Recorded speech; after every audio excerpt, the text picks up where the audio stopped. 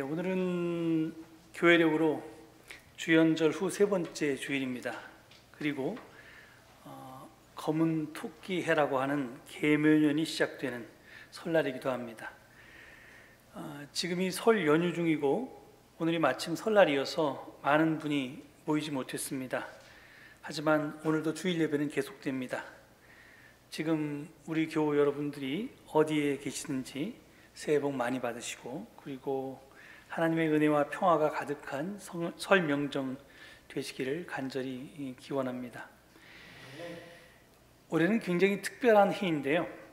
그 이유는 양력 1월 1일과 음력 정월 초하루가 모두 일요일이기 때문입니다. 그러니까 양력과 음력 새해 첫날이 모두 주일, 주님의 날인데요.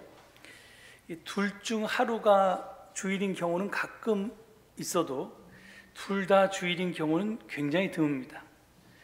제 기억으로는 이런 해는 처음인 것 같습니다. 그래서 제가 다 찾아보진 못했습니다. 너무 과거까지 찾아봐야 되는데 그럴 수가 없어서요. 근데 약간 상식적으로 생각하면 이게 1월 1일이 월요일서부터 일요일서부터 토요일까지 있으니까 7년마다 한 번씩 주일일 거 아닙니까? 그럼 또 이제 음력설도 일요일서부터 그 토요일까지 7번 있으니까 이게 49년 만에 한 번씩 돌아오나, 제가 그렇게 생각해 봤는데요. 그런 게 아니었습니다. 왜냐하면 양력은 4년에 한 번 2월이 29일이잖아요. 그래서 이게 사실은 1월 1일이 7년보다 더 자주 돌아올 수도 있고, 또 어떨 때는 좀 멀리 돌아올 수도 있고요. 그리고 음력은 19년에 7번의 윤달이 끼어 있습니다. 그래서 이게 하여간 수학적으로 계산하는 게 굉장히 복잡하더라고요. 그래서 제 머리로는 도저히 계산이 안 됐습니다. 양력 1월 1일과 음력 정월 초하루가 모두 일요일인 확률은 아주 굉장히 낮았습니다. 아무튼 우리는 새해가 되면 서로 덕담도 나누고, 그리고 복을 빌고요. 그리고 희망에 대해서 말하는데, 올해는 새해 첫날이 주일과 겹쳐서 부활이라는 의미까지 덧붙여졌습니다. 왜냐하면 매주 주일은 작은 부활절이기 때문입니다. 이렇듯 복과 희망 그리고 부활이라는 세 가지 좋은 것이 양력과 음력에 두 번씩이나 겹쳐졌기 때문에 올해는 그 출발이 그리고 그 조짐이 아주 좋은 것 같습니다. 오늘 주일 아침에 주어진 본문 말씀은 이사야서 9장의 말씀입니다. 이게 우리에게 굉장히 익숙한 성구인데요. 새 번역으로 읽으니까 그 맛이 잘 나지 않는 것 같습니다. 그래서 제가 공동번역, 정확하게 얘기하면 공동번역 개정판인데요. 이것을 좀 준비해 봤습니다. 저기 지금 1절과 5절만 있는데요. 한번 제가 중간에 빠진 2절, 3절, 4절도 다 읽어보겠습니다. 어둠 속을 헤매는 백성이 큰 빛을 볼 것입니다. 캄캄한 땅에 사는 사람들에게 빛이 비춰올 것입니다. 당신께서 주시는 무한한 기쁨, 넘치는 즐거움이 곡식을 거둘 때의 즐거움 같고 전리품을 나눌 때의 기쁨 같아 그들이 당신 앞에서 즐거워할 것입니다. 당신께서는 그들이 짊어진 멍에와 어깨에 맨 장대를 부러뜨리시고 혹사하는 자의 채찍을 꺾으실 것입니다. 미디안을 쳐부수던 날처럼 꺾으실 것입니다. 마구 짓밟던 군화, 피투성이 된 군복은 불에 타 사라질 것입니다. 우리를 위하여 태어날 한 아기, 우리에게 주시는 아드님, 그 어깨에는 주권이 메어지겠고 그 이름은 탁월한 경륜과 용사이신 하느님, 영원하신 아버지, 평화의 왕이라 불릴 것입니다. 제가 한 절도 5절까지 읽었는데요. 여러분 아마 이 구절을 보시면 생각이 떠오르실 겁니다. 이 1절과 5절, 특히 5절을 다 하진 않고 저것 중에서도 조금 발췌를 해서 제가 성탄절 예배 초대장에 자주 쓰는 그런 성구입니다. 교회는 전통적으로 이 구절을 예수 탄생에 대한 예언으로 이해해 왔습니다. 하지만 학자들은, 물론 모든 학자가 그렇게 얘기하는 거 아닙니다. 그렇지만 제가 생각하기에 하여튼 뭐라고 표현하면 제가 오해를 받을까 봐 하여간 성경에 대해서 좀 정통한 학자들은 이게 꼭 이사야서의 말씀이 임마누엘의 예언이라든지 아니면 이 9장에 있는 이 한 아기의 탄생에 대한 예언이 꼭 예수 탄생을 예언한 것은 아니다라고 이야기합니다. 그 이유는요, 일단 기본적으로 가장 기초적인 상식에 속하는 건데요, 성경에 나오는 모든 예언자는요 선지자가 아니라 대언자이기 때문에 그렇습니다. 프라핏이라고 하는 것은요 프리딕터가 아닙니다. 그러니까 일기예보를 하듯이 미래에 있을 일을 예보하는 사람이 아닙니다. 굳이 표현하자면 이게 서브 스피커인데요, 그러니까 이게 하나님의 말씀을 보조하는 사람입니다. 다시 말해서 예언자는 앞으로 닥쳐올 일, 미래를 미리 내다보는 선견자도 아니고요, 그리고 미래를 미리 아는 선지자도 아닙니다. 지금 재밌는 것은 우리나라 개역 성경에서 예언자를 선지자나 선견자로 번역해 놓은 구절들이 굉장히 많거든요. 그런데 이 아주 보수적인 기독교인 중에서는요, 킹 제임스 버전 외에 다른 성경은 다 가짜 번역이다 이렇게 주장하는 분들이 계십니다. 그런데 이 킹 제임스 버전에 따르면 예언자를 다 대언자라고 번역해 놓았지 선견자나 선지자라고 번역해 놓지 않았습니다. 그래서 그게 이제 올바른 번역이다 이렇게 주장합니다. 근데 그건 적어도 그것은 맞는 말입니다. 그러니까 이 예언자는 하나님의 뜻을 대신 말하는 사람, 대언자입니다. 현대적 개념으로는 대변인에 더 가깝습니다. 그러니까 예언자 이사야는 당시 상황 속에서 유다 백성에게 하나님의 뜻을, 하나님의 메시지를 전달했던 사람, 즉 메신저였습니다. 따라서 우리가 이사야 예언자의 메시지를 알아들으려면, 그리고 사실은 다른 예언자의 말씀을 알아들으려면 먼저 그 예언자가 활동했던 상황에 대해서 이해해야 합니다. 지금 우리가 본문이 이사야니까 이사야를 좀 볼 텐데요, 이사야는 1장 1절에서 자신이 예언자적 사명을 수행했던 시기가 우시야, 요담, 아하스, 히스기야 시대라고 말합니다. 그리고 그 장소는 유다와 예루살렘이라고 말합니다. 그러니까 그는 남유다, 북이스라엘이 갈라져 있던 시대에 남유다에서 활동했던 8세기에 활동했던 예언자입니다. 그리고 6장 1절을 보면요, 우시야 왕이 죽던 해에 자신이 예언자로서 소명을 받았다고 적고 있습니다. 그러니까 당시의 상황을 좀 살펴보면요, 당시에 이 이스라엘의 무슨 이 중동 지방에, 팔레스타인 지방에, 그리고 지금 그것을 더 확대한 중동 지방에 무슨 일이 있었냐면 강력한 제국 아시리아가 역사에 등장했습니다. 막강하고 잔인했던 아시리아 군대는요, 이 주변국들을 정복해 나갑니다. 그래서 약속의 땅 북부에 있던 스불론 지파의 땅과 납달리 지파의 땅도 침략해서 가는 곳마다 약탈을 하고 파괴했고, 그리고 그 주민들을 노예로 끌고 가는 일이 있었습니다.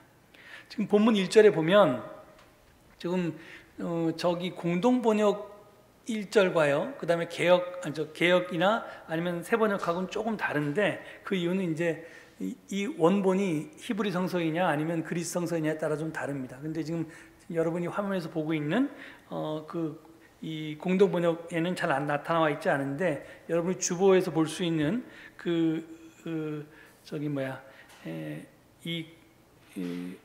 그러니까 새번역 성경에 따르면 거기 보면 이제 스불론 땅과 납달리 땅에 대한 이야기가 나오거든요. 저게 공동번역은 바로 8장 마지막 절에 저게 나와 있습니다. 한 절이 좀 차이가 나는데요. 하여튼 거기를 보면 바로 그것을 지금 이제 그 역사적 사실을 언급하고 있는 것입니다. 예루살렘에 살고 있던 이사야 예언자는 갈릴리에 덮친 불행의 구름을 온 지역을 감싸고 있다가 차츰 그 불행의 구름이 이스라엘 전 지역으로 퍼져나간 어둠으로 보고 있습니다.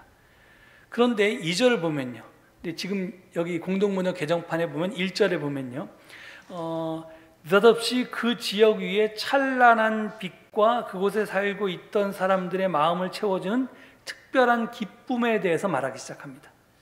그리고 그 기쁨은 추수하는 사람들의 기쁨과 큰 승리를 거둔 후에 노획한 전리품을 나누는 사람들의 기쁨과 비교되고 있습니다. 그리고 마치 기드온이 고작 300명의 군사로 미디안의 대군을 이기고 얻어낸 승리처럼 그런 완전한 승리였다고 그렇게 말합니다. 적들의 무기는 파괴되고요. 그리고 그들이 끌고 간 모든 포로가 다시 풀려나는 결정적인 승리였습니다. 지금 여러분이 그 성경을 읽을 때 분명히 이사야가 지금 2절에서부터 쭉 그 얘기하고 있는 이 현상은요, 미래에 일어날 일을 묘사하고 있는 것처럼 보이는데 언제나 현재형을 쓰고 있습니다. 이게 굉장히 중요한 일인데 하여튼 그건 나중에 좀 눈여겨 좀 보시기 바랍니다. 하지만 이제 하여튼 그게 그런 날이 온다는 겁니다. 지금 아시리아라고 하는 대제국이 발흥을 해서 그 주변국들을 못 살게 굴었고, 그 다음에 이 북왕국 이스라엘 지역은 물론이고 이제 남왕국 유다까지도 그 피해를 보고 있는 위험한 상황 속에서 이제 언젠가 곧 전쟁이 끝나고 평화의 날이 올 것이고 이제 전화위복이 되는 그런 새로운 세상이 올 것이다 라고 하는 것에 대해서 현재처럼, 미래에 일어날 일을 현재처럼 지금 묘사하고 있는 겁니다. 그런데 제가 좀 여러분들에게 꼭 말씀드리고 싶은 것은 뭐냐면요, 비록 성서는 이렇게 증언했지만 이사야가 말하는 큰 승리와 큰 기쁨, 큰 빛은 이사야의 연자가 살아있는 동안에 일어나지 않았습니다. 반대로 적들은 이스라엘의 나머지 지역을 차례차례 점령했고요. 마침내는 북왕국 이스라엘을 멸망시켰고, 나중에는 그 남왕국 유다까지, 예루살렘 자체가 파괴되기 직전까지 그렇게 위험에 처하게 됩니다. 그러니까 어둠이 온 나라를 덮치게 된 겁니다. 이사야라는 말은요, 그 이름은 야훼께서 구원하신다, 야훼는 구원이시다, 이런 뜻입니다. 자기 이름처럼 이사야는 제국 아시리아의 침략 앞에 놓여있는 유다에게 하나님만 믿고 의지하라는 희망의 메시지를 계속해서 반복적으로 선포하고 있습니다. 그런데 여러분, 이 희망의 메시지를 어떻게 알아들여야 할까요? 이걸 어떻게 받아들여야 할까요? 실제 역사를 살펴보면 이사야가 했던 얘기는 다 빌공약 아닙니까? 빈 약속, 헛된 약속에 불과했기 때문입니다. 하나님만 믿고 의지하면 이집트에 기대지 말고 아시리아에 기대지 말고 하나님만 믿고 의지하면 어둠이 광명으로 바뀔 것이다, 이렇게 얘기했는데 그런 일은 역사에서 일어나지 않았습니다. 근데 놀랍게도 이사야의 예언 말고도 성서에는 이런 공약이, 이 빈 약속이 참 많이도 나옵니다. 제가 앞에서 성서의 예언이 미래의 일을 내다보는 예언이 아니고 하나님의 말씀을 대신 말하는 대언이라고 했습니다. 하나님의 뜻을 대변한 것이라고 했습니다. 하나님은 당신 백성이 도저히 해결할 수 없는 문제 앞에 섰을 때 꼭 예언자를 통해서 희망의 메시지를 주셨습니다. 물론 심판의 메시지를 주지만 많은 경우 희망의 메시지를 주셨습니다. 하지만 그 메시지가 실현된 적은 별로 없습니다. 왜? 우리가 믿는 하나님은 해결사가 아니시기 때문입니다. 하나님은 우리가 간구하면, 기도하면 인간 사회에 개입해서 그 문제를 해결해 주시지 않습니다. 그렇다고 그냥 내버려 두시지도 않습니다. 우리와 함께 고통받으면서 아파하십니다. 이것이 우리가 믿는 하나님입니다. 여러분 오해하시는데요, 우리 하나님은 도깨비 방망이처럼 금 나라 뚝딱하면 금 주시고 은 나라 뚝딱하면 은을 주시는 분이 아니라는 겁니다. 자동 판매기도 아니고 도깨비 방망이도 아닙니다. 그러니까 하나님은, 제가 작년에 여러분 앞에서 이 가짜 하나님 죽이기란 책을 읽고 우리가 성경 공부했을 때 그 하나님에 대해서 시리즈로 설교했던 적이 있었는데 그때도 분명히 말씀드렸습니다. 그런데 왜 하나님은 실현되지 않더라도, 성취되지 않더라도 왜 항상 우리에게 희망의 메시지를 주시는 걸까요? 이게 빈 약속인데 왜 그 빈 약속을 예언자를 통해서 우리에게 주실까요? 여러분 생각해 본 적 있습니까? 제가 곰곰이 생각해 봤습니다. 근데 제가 얻은 답은 꼭 이게 정답이 아닐 수도 있습니다. 절망의 한복판에서 만약 희망이 없다면 우리가 삶을 포기할 테니까 라는 답을 저는 얻었습니다. 비록 헛된 희망일지라도 그마저도 없다면 우리는 스스로 목숨을 끊거나 아니면 미쳐버리거나 아니면 변절하고 말 것이기 때문입니다. 인간 역사는 그것을 분명하게 보여줍니다.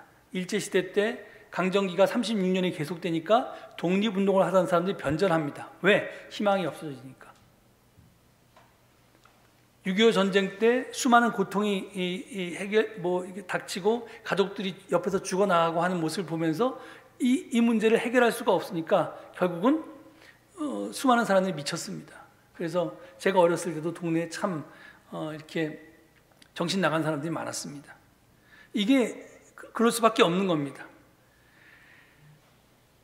우리가 그렇게 되지 않으려면, 끝까지 사람답게 살려면 어떻게든 그 고난을 견뎌내야 하고, 견뎌내려면 희망이 꼭 필요한 것입니다. 그렇습니다. 희망은 우리를 죽음에 이르지 않게 하는 유일한 수단입니다. 그래서 많은 철학자들은 죽음을 희망 없음이라고 정의하고 있습니다. 인간이 언제 죽는가? 물론 의학적인 죽음의 정의도 다르고 사람마다 다 다르겠죠. 그런데 철학자들은 희망을 잃어버리는 순간이 인간에게 죽음이다, 이렇게 얘기하는 겁니다. 그런데 이런 생각에 이르러서 제가 곰곰이 생각해 보니까 하나님이 우리에게 원하시는 것은 절망 중에도 포기하지 말고 희망을 가지라는 것이 아니었습니다. 단순하게 하나님은 내가 너에게 희망을 줄 테니까 너는 그것을 받아서 희망하면서 살라, 이런 것도 아니었습니다. 희망은 수단이지 목적이 아닙니다. 희망이 목적이 되는 순간 종교는 아편이 되고 맙니다. 따라서 하나님이 우리에게 원하는 것은 절망 중에도 희망하라는 것을 넘어서 절망 중에 네가 희망이 되라는 것이었습니다. 이것이 제가 여러분 옆에 누누이 강조한 묵시적 종말론과 참여적 종말론의 결정적인 차이이기도 합니다. 오늘 굉장히 신학적으로 좀 큰 주제를 계속 던지고 있는데 여러분들이 오리엔테이션이 됐으리라 믿고 그냥 넘어갑니다. 하여튼 근데 제가 이런 깨달음을 얻게 된 것은 사실은 한 편의 시를 읽고 나서였습니다. 제가 이 박노해 시인이 쓴 너의 하늘을 보아라는 이렇게 두꺼운 시집을 한 권 사서 시간 날 때마다 가끔씩 몇 편씩 읽고 있는데요. 그 시 중에 사랑이 되기라는 제목의 시가 있었습니다. 저게 잘 안 보이나요? 예. 이 제목, 여러분 그 시를 잘 안 보이는데 제가 읽어드리겠습니다. 제목은 사랑이 되기인데요. 내용은 이렇습니다. 당신은 사랑받기 위해 태어난 사람이 아니다. 그런 게 아니다. 인간은 사랑받기 위해서가 아니라 사랑하기 위해 여기 왔다. 사람은 사랑받는 대상보다 사랑하는 존재가 되고픈 것, 그래서 사랑받기보다 사랑을 하기, 사랑이 되기, 이렇게 얘기합니다.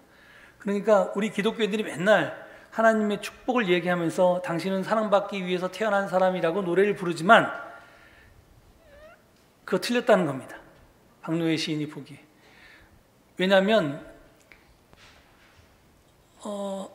우리가 사랑이라고 하는 것은 궁극적으로 내가 사랑받는 대상이 되는 것보다 사랑하는 존재가 되고픈 것이기 때문에 그렇다는 겁니다. 그래서 사랑받는 것보다 더 중요한 것은 사랑을 하는 것이고 내 자체가 사랑이 되는 것이 중요하다는 겁니다. 이게 시인의 표현이죠. 저는 이 시에 쓰인 사랑을 희망으로 읽었습니다. 사랑받기보다 사랑을 하기, 사랑이 되기를 희망을 받기보다 희망하기, 희망이 되기로 그렇게 읽었습니다. 그래서 증언 제목도 희망이 되자로 정했습니다. 이게 하나님께서 절망 가운데서도 우리에게 희망하라고 하는 말씀은 우리가 그 앞편이라도 맞지 않으면 그 시련과 절망을 견딜 수 없기 때문에 마약을 주시는 게 아니라, 종교는 사실 그렇게 가르쳐 왔죠. 근데 그걸 넘어서 네가 나와 함께 희망이 되자라고 하는 것을 격려하기 위해서 이 메시지를 주시는 게 아닐까 하는 그런 식으로 읽었다는 것입니다. 제가 이런 생각을 한 배경에는 기후 변화가 기후 위기를 넘어서 기후 재난에 이른 지금 도저히 답이 보이지 않는다는 생각이 들었기 때문입니다. 우리가 지구 온도가 1.5도씨에서 막지 않으면 이제 물론 과학자들은 일시적으로 2도까지 올라갔다 다시 내려간다고 이렇게 얘기하지만 하여간 그걸 막지 않으면 이제 북극에 있는, 그러니까 양쪽 극지방에 있는 동토들이, 만년 동토들이 녹아서 거기서 메탄가스가 나오기 시작하면 우리가 배출한 탄소의 7배 지구온난화 효과를 가져오는데, 그렇게 되면 우리가 통제할 수 없다. 그러면 지구온도는 기하급수적으로 올라갈 것이고 이제는 뭘 해도 소용이 없다. 그 시간이 별로 남지 않았다. 이렇게 이야기합니다. 그러니까 과학적인 증거가 가르치고 있는 것은 분명합니다. 우리에게 시간이 별로 없습니다. 뭐 지금 아주 잘 봐줘도 10년이 남았다고 하는데 이제 어쩌면 그것도 다 안 남았을 수도 있습니다. 벌써 제가 봤던 어떤 그 강의에서는 1.1도가 아니라 1.2도씨까지 올랐다, 이렇게 증거를 들이대는 과학자들도 있습니다. 그러니까 지금 우리 발등에 불이 떨어졌는데, 그런데 정치가와 기업가는 그 경고를 듣고도 알면서도 무시합니다. 왜? 정치가는 표가 안 되기 때문이고 기업가는 돈을 못 벌기 때문입니다. 계속 성장해야지만 표가 오고요, 나를 잘 먹고 잘 살게 해주는 사람에게, 정치가에게 사람들이 투표를 하니까요. 그리고 기업가는 계속해서 경제가 돌아가고 생산, 뭐 소비, 유통, 뭐 이렇게 이런 것이 돼야지만, 그래서 이제 경제가 돌아가야지만 기업가가 돈을 벌기 때문에 그렇습니다. 그런데 그럼 이제 일반 소비자인 우리가 제대로 깨달아야 될 텐데 우리도 도통 바뀌지가 않습니다. 왜냐하면 탐욕 때문에 그렇습니다. 욕망을 버리지 못하기 때문에 그렇습니다. 이러한 때 교회가 하나님만 믿고 의지하라, 하나님이 구원하실 테니까 희망하라, 이런 메시지만 선포하면 이건 마약에 불과합니다. 하편에 불과합니다. 그런 거 아무리 얘기해봤자 지구의 이 멸망을, 정확하게 얘기하면 인류의 멸망을 막을 길이 없습니다. 이런 고민이 저를 사로잡고 있었는데 지난 주 중에 저에게 작은 깨달음을 준 두 가지 사건이 있었습니다.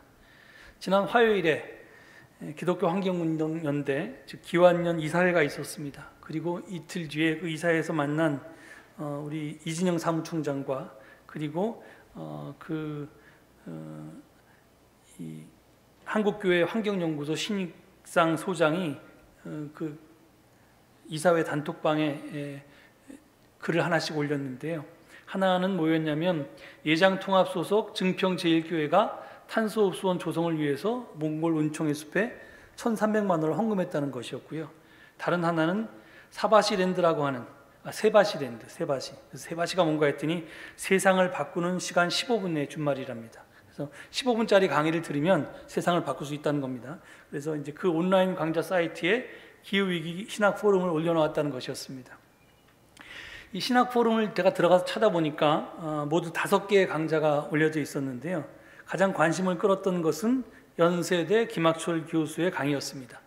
예, 여러분 그 CBS 잘잘법을 통해서 아마 김학철 교수 잘 아실 텐데요. 근데 이 김학철 교수가 이 기후위기 포럼의 멤버로서 이 신약성서학자인데 여기에 관심을 갖고 계속 참여하고 있다는 걸 제가 알았습니다. 근데 제가 작년에 안식년 휴가여서 어떻게 시간이 잘 안 맞아서 이 김학철 교수의 강의를 한 번도 못 들었는데 거기 있길래 이제 한번 들어봤습니다. 역시 제 기대를 저버리지 않았습니다. 어려운 이야기를 참 쉽게 풀어놓았습니다. 그의 강의 제목은 기후위기와 그리스도인의 삶이었는데요. 특별히 3가지 질문 중에 2번째 질문에 대한 답이 인상적이었습니다. 기후위기에 대처하기 위해 기독교인들이 어떤 것을 더 실천하면 좋을까요? 이렇게 사회자가 물었더니요, 그는 시종일관 변화와 전환에 대해서 말했습니다. 그 근거는 지금이 패러다임 전환기이기 때문이라는 것인데요, 인류가 지금까지 살던 삶의 방식대로 살면 결코 기후위기로부터 벗어날 수가 없을 것이기 때문이라는 것입니다. 그러니까 지금까지 살던 방식이 이 문제를 일으켰으니 지금과 같이 똑같이 살면 이 문제가 해결되기는커녕 더 심화될 것이다. 그러니까 패러다임을 전환해야 된다, 이 얘기입니다. 너무 쉬운 얘기죠. 그런데 기후위기를 벗어나는 패러다임 전환의 방법은 3가지로 이야기하는데, 그건 우리가 그동안 여러 학자들을 통해서 들었던 이야기를 잘 요약해 놓은 것이었습니다. 첫 번째는 탈성장주의, 두 번째는 탈인간중심주의, 세 번째는 탈탐욕이라고 그는 불렀습니다. 그리고 이 탈탐욕을 좀 나누어서 구체적으로는 탈소비주의와 탈육식주의라고 이렇게 표현했습니다. 특히 세 번째는 기후위기 앞에서 우리는 의식주 모두에서 전면적으로 삶의 질서를 바꿔야 한다는 주장이었습니다. 문제는 이 당연한 것을 당연히 변화해야 되고 마땅히 전환해야 되는 것을 어떻게 실천해 내느냐였습니다. 왜냐하면 세상에서 가장 먼 여행은 이 머리로부터 가슴까지의 여행이고 그 다음에 가슴에서부터 두 손발로의 여행이기 때문입니다. 우리가 그렇다고 아는 것과 그렇게 사는 것은 다릅니다. 하늘과 땅입니다. 땅의 차이입니다. 의식과 실천의 괴리는 우리를 좌절하게 만듭니다. 아, 이렇게 살면 안 되는데 알면서도 그 습관을 버리지 못합니다. 그리고 결국은 그렇게 살아보려고 하다가 포기하고요. 그리고 마침내는 이 기후위기 이게 과학자들이 거짓말하는 거야 이렇게 부정하는 사람도 있고요. 그리고 내가 이렇게 사나 저렇게 사나 어차피 기후위기를 못 막으면 잘 먹고 잘 살다가 조금 일찍 망하게 하는 게 낫겠다 그러면서 악한 편에 서기도 합니다. 그럴 때마다 우리가 꼭 기억해야 할 것이 있습니다. 우리는 비록 늙어서 죽겠지만 우리 아이들은 기후위기 때문에 죽을 것이라는 것입니다. 부모로서 그런 세상을 물려줄 수는 없지 않겠습니까? 우리가 달라져야만 우리 아이들의 미래도 달라질 수가 있습니다. 그러니까 기후위기라고 하는 현실 앞에서 좌절만 하고 있을 수는 없습니다. 비록 내일 지구가 멸망할지라도 오늘 한 그루의 사과나무를 심어야 합니다. 희망이 없을수록 내가 희망이 되어야 합니다. 저는 나는 불가능하지만 하나님은 가능하다라는 말을 혼자서는 불가능하지만 함께라면 가능하다는 말로 이해합니다. 그렇습니다. 우리는 개인이 아니라 신앙 공동체로 하나님께 불림을 받았습니다.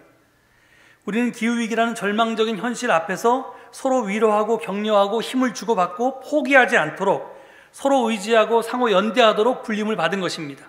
그래서 혼자는 불가능하지만 함께라면 가능하다는 것입니다. 저는 이 진리를 아까 소개한 예장총회 증평 예장 합동측인 교회인데요. 합동측이 아니라 통합측 교회인데요. 증평제일교회 사례를 통해서 확인했습니다. 우리가 이 소비주의라는 높은 벽 앞에서 과연 저것을 우리가 어떻게 넘어설 수 있을까? 이렇게 엄두를 내지 못하고 쳐다보고 있을 때 저들은 한샘치고라는 운동을 통해서 담쟁이 농구처럼 서로 함께 소비주의의 벽을 거뜬히 넘어섰습니다. 이 한샘치고 운동이 뭐냐 봤더니요. 이게 참 재밌고 그 다음에 감동적인데요. 증평제일교회 성도들은요. 무엇인가를 소비하고 싶을 때마다 소비를 한샘치고 또는 그렇게 소비를 안 하거나요. 소비를 덜 했다고 합니다. 예를 들어서 오래된 원피스를 수선해서 입고서는 새 원피스를 사입은 셈 쳤습니다. 코로나 확진 후에 이게 몸이 좀 비실비실해질 것 같아도 영양제를 병원 가서 맞고 싶은데 그냥 영양제 맞은 셈 치고 그 돈을 헌금했습니다. 버스를 타고 택시를 탄 셈 쳤고요. 그리고 두부김치 먹고 파전 먹은 셈 쳤고요. 돼지고기를 먹고 소고기 먹은 셈 쳤습니다. 이런 운동을 벌였다는 겁니다. 1년 내내. 이렇게 경건과 절제의 실천을 바탕으로 한샘 치고 헌금으로 증평제일교회 성도들은 1,300만 원을 모았다는 겁니다. 굉장하지 않습니까? 우리는 하여간 뭔가 하려면 이 머리가 가슴을 움직이고 가슴이 손발로 이렇게 이어지기 위해서 여러 가지 것들을 해야 되는데 그 사람들은 그냥 아주 재밌게 초등학생이 뭐 하듯이 그렇게 재밌게 한 겁니다. 그래서 저도 우리도 사순절에 탄속 음식을 이렇게 하면 어떨까 하는 생각을 좀 해봤습니다. 그래서 이게 우리의 행동이 이게 뭔가 큰 앞에서 우리의 현실은 너무 높은 벽에 있어서 정치인들이나 기업인들을 생각할 때 우리가 이걸 어떻게 해결해야 될지 모르겠다라는 절망 앞에 서 있을 때 그들은 그것 개의치 않고 서로 힘 앞에서 이렇게 작은 운동을 펼쳐서 나름대로 성과를 이루었듯이 우리도 그렇게 하다 보면 이제 이 문제를 차근차근 여럿이 함께 해결할 수 있을 날이 올 것이라는 생각이 들었습니다. 끝으로 제가 카톡으로 어제 설교를 준비하다가 받은 덕담 하나를 소개하고자 합니다. 들녘교회 이세훈 목사님이 보내온 것인데요. 혹시 이 덕담을 여러분도 받으셨을지 모르겠습니다.